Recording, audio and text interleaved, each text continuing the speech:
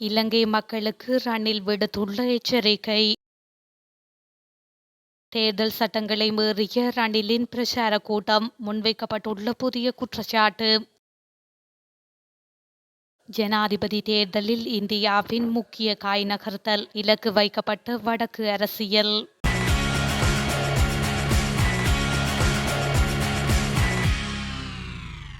மாதாந்த விலை சூத்திரத்தின்படி நேற்று நள்ளிரவு முதல் நடைமுறைக்கு வரும் வகையில் எரிபொருளின் விலையை திருத்தியமைக்க இலங்கை பெட்ரோலியம் சட்டப்பூர்வ கூட்டுத்தாபனம் தீர்மானித்துள்ளது.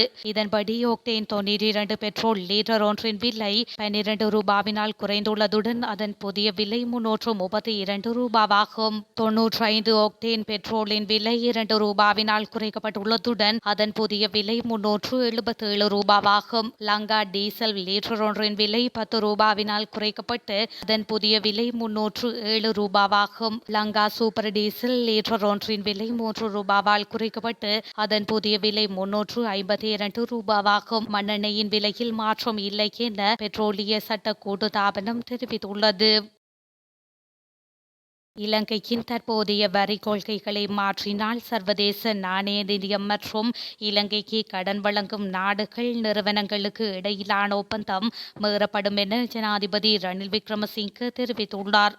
பண்டாரவல நகரில் ஜனாதிபதி தேர்தலுக்காக ஏற்பாடு செய்யப்பட்டிருந்த பொதுக்கூட்டத்தில் கலந்து கொண்டு உரையாற்றும் போதே அவர் மேற்கண்டவாறு தெரிவித்துள்ளார்.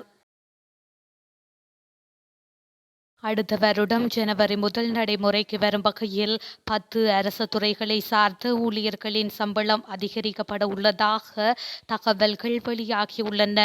அதன்படி அலுவலக உதவியாளர்கள், சாரதிகள், சமுர்த்தி அபிவிருத்தி உத்தியோகத்தர்கள், விவசாய ஆராய்ச்சி மற்றும் உற்பத்தி உதவியாளர்கள், முகாமித்துவ உதவியாளர்கள், அபிவிருத்தி உத்தியோகத்தர்கள், பொது சுகாதார பரிசோதகர்கள், கதிரியக்க நிபுணர்கள் மற்றும் மருந்தாளுநர்கள், செவிலியர்கள், பாடசாலை அதிபர்கள் மற்றும் ஆசிரியர்கள் ஆகியோரின் சம்பளங்கள் இவ்வாறு அதிகரிக்கப்பட உள்ளது.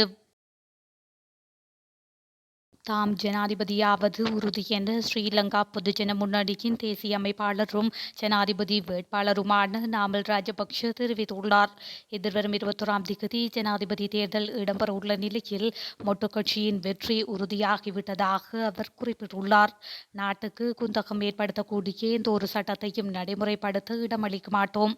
மாகாண சபைகளுக்கு எந்த வகையிலும் போலீஸ் அதிகாரங்கள் வழங்கப்படாது என்றும் அவர் குறிப்பிட்டுள்ளார். இந்த நிலையில் அரசு ஊழியர்களின் சம்பளங்கள் அதிகரிக்கப்பட வேண்டும் எனவும் சம்பள முரண்பாடுகள் களையப்பட வேண்டும் எனவும் நாமல் கூறியுள்ளார். மேலும் இந்த பிரச்சினைகளுக்கு நீண்ட கால அடிப்படையில் தீர்வு வழங்கப்பட வேண்டும் என அவர் சுட்டிக்காட்டியுள்ளார். சர்வதேச நாணய நிதியம் இலங்கையுடன் ஒப்பந்தம் செய்துள்ளதே தவிர ரணில் விக்ரமசிங்கவுடன் அல்லவென தேசிய மக்கள் சக்தியின் ஜனாதிபதி வேட்பாளர் அனுரகுமார திசாநாயக்க தெரிவித்துள்ளார்.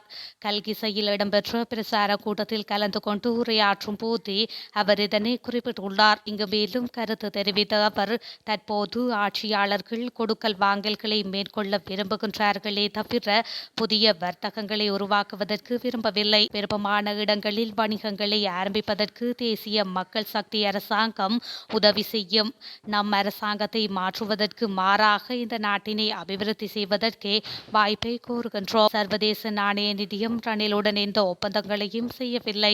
அதன் ஒப்பந்தங்கள் அனைத்தும் இலங்கை அரசுடனே மேற்கொள்ளப்பட்டுள்ளது. இதனால் ஆட்சி மாற்றம் ஏற்பட்டால் சர்வதேச நாணய நிதியத்துடனான உடன்படிக்கைகளுக்கு எந்தவித பாதிப்பும் ஏற்படாது. எனவே தாம் இல்லை என்றால் நாடு மீண்டும் பாதாளத்துக்கு சென்றுவிடும் என ரணில் கூறுவது முற்றிலும் பொய்யான கருத்தாகும் என ஜனாதிபதி வேட்பாளர் அனுரகுமார திசாநாயக்க தெரிவித்துள்ளார்.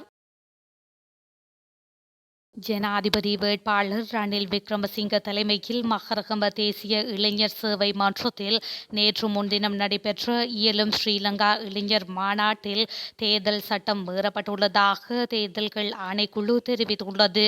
இந்த மாநாட்டில் நாடளாவிய ரீதியில் உள்ள இளைஞர் கழகங்களை சேர்ந்த இளைஞர்கள் மற்றும் அதிகாரிகள் கலந்து கொண்டனர்.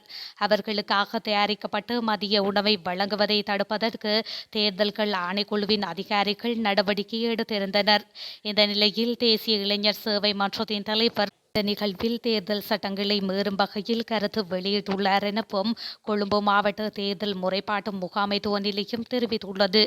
அத்துடன் அரசு சொத்தை பயன்படுத்தியும் தேர்தல் சட்டங்களை மீறியும் இளைஞர் சேவை மன்றத்தின் நடன குழுவும் மாநாட்டுக்கு பயன்படுத்தப்பட்டதாக தேர்தல்கள் ஆணைக்குழு சுட்டிக்காட்டியுள்ளது. இந்த சம்பவம் தொடர்பில் மேலதிக சட்ட நடவடிக்கைகளுக்காக மகரகம போலீஸ் நிலையத்தில் முறைப்பாடு செய்யப்பட்டுள்ளதாகவும் அந்த ஆணைக்குழு தெரிவித்துள்ளது. சிறுபிள்ளை தின மாணவர்களிடம் நாட்டை ஒப்படைத்து மக்களின் எதிர்காலத்தை கேள்விக்குறியாக்கிக் கொள்ளக்கூடாது என்று ஜனாதிபதி ரணில் விக்ரமசிங்கே தெரிவித்துள்ளார்.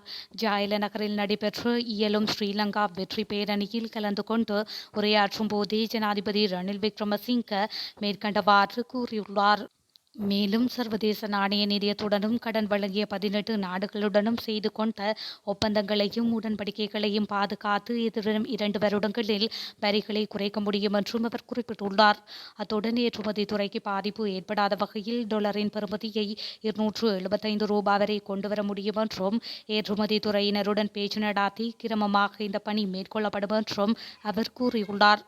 சஜித்தும் அனுரவும் இன்று மக்களுக்கு போலியான அரசியல் வாக்குறுதிகளை வழங்கி வருகின்றனர் என்றும் பிள்ளைகளினதும் தங்களதும் எதிர்காலத்தை கருத்தில் கொண்டு மக்கள் சிந்தித்து வாக்களிக்க வேண்டும் என்றும் அவர் கேட்டுக் கொண்டுள்ளார். புதிய ஜனாதிபதியின் கீழ் இலங்கை அரசாங்கம் மாறினால் இந்தியாவுக்கும் இலங்கைக்கும் இடையிலான உறவுகளில் விரிசல் ஏற்படக்கூடாது என்பதை உறுதி செய்யவே இந்திய தேசிய பாதுகாப்பு ஆலோசகர் அஜித் தோவல் இலங்கைக்கு வருகை தந்ததாக கூறப்படுகின்றது. தேசிய பாதுகாப்பு மாநாட்டில் கலந்து கொள்ள அவர் இலங்கை வந்திருந்தாலும் அவரின் பிரதான சந்திப்பு ஜனாதிபதி வேட்பாளர்களை இலக்காக கொண்டமைந்திருந்தது. இதன்படி ஜனாதிபதி தேர்தலுக்கு இன்னும் 3 வாரங்களே எஞ்சியுள்ள நிலையில் வலுவான அரசியல் மாற்றத்தை ஏற்படுத்துவதற்கான உள்ளக கலந்துரையாடல்கள் ஆரம்பிக்கப்பட்டுள்ளதாக அரசியல் வட்டாரங்களில் குறிப்பிடப்படுகின்றது. இதன்படி இந்திய பாதுகாப்பு பிரிவின் பிரதானியான திடீர் இலங்கை விஜயத்தின் பின்னரே இந்த கலந்துரையாடல்கள் நடைமுறைப்படுத்தப்படுவதாக தெரிவிக்கப்படுகின்றது. இலங்கையில் ஜனாதிபதி தேர்தல் நடைபெறவுள்ள நிலையில் வெற்றியாளர் தொடர்பில் பல்வேறு குழப்ப நிலைகள் ஏற்பட்டுள்ளன. அரசியல் மட்டத்தில் பல்வேறு கட்சிகளின் பேரம் பேசுதல் தீவிரம் அடைந்து வரும் நிலையில் பல நட்சத்திர ஹோட்டல்களில் மந்திர ஆலோசனைகள் நடத்தப்பட்டு வருகின்றன. இவ்வாறான பிரதான ஜனாதிபதி வேட்பாளர்களினால் வழங்கப்பட்ட சில வாக்குறுதிகள் நிறைவேற்றப்படாததன் காரணமாக பல கட்சி தாவல்கள் நிறுத்தப்பட்டுள்ளதாக அரசியல் வட்டாரங்கள் தெரிவிக்கின்றன. பல்வேறு சலுகைகள் மற்றும் வாக்குறுதிகளின் அடிப்படையில் கட்சி மாறிய உறுப்பினர்கள் பலர் மௌனமாக இருப்பதாகவும் தாங்கள் ஏற்கனவே இருந்த குழுவில் சேர முயற்சிப்பதாகவும் தகவல்கள் தெரிவிக்கின்றன. கட்சி மாற இணக்கம் தெரிவித்த சில உறுப்பினர்கள் தங்கள் தொலைபேசி எண்களையும் மாற்றிக்கொண்டதாக தெரிவிக்கப்படுகின்றது.